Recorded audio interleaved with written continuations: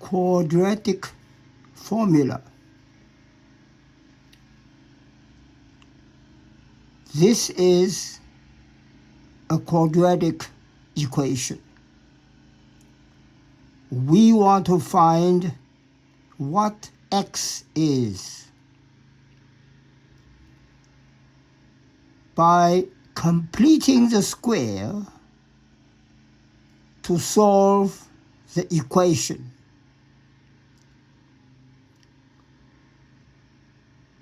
The first step, divide by a. Divide this given equation by a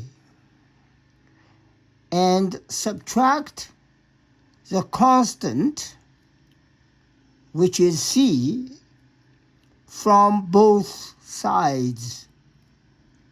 This is the result of the first step.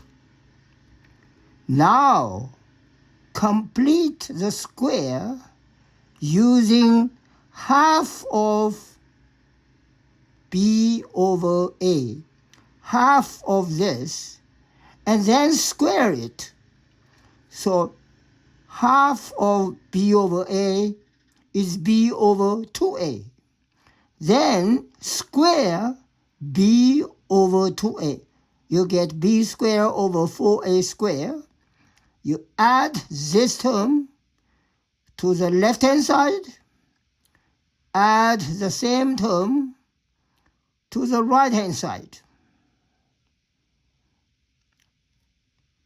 Now the left-hand side becomes a complete square.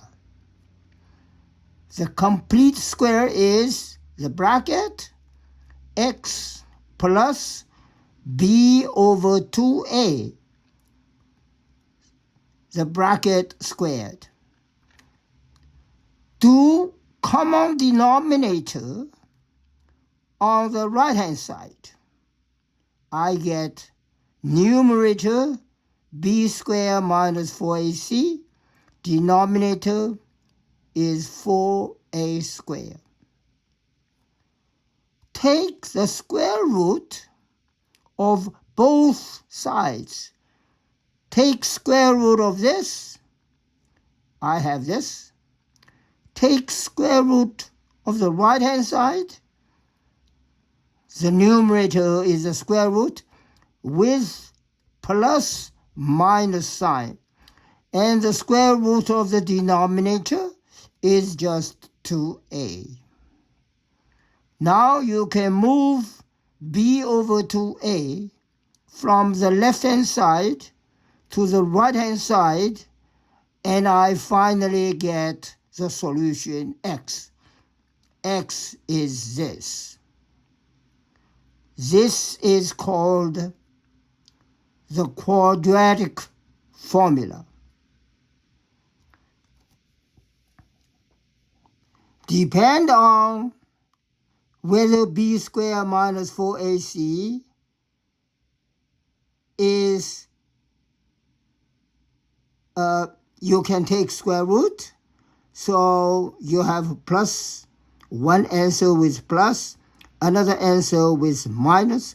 So a quadratic equation has two distinct real roots. Suppose b squared minus 4ac is equal to 0. Then there is no difference between the plus and the minus. You only get one answer. So two equal real roots.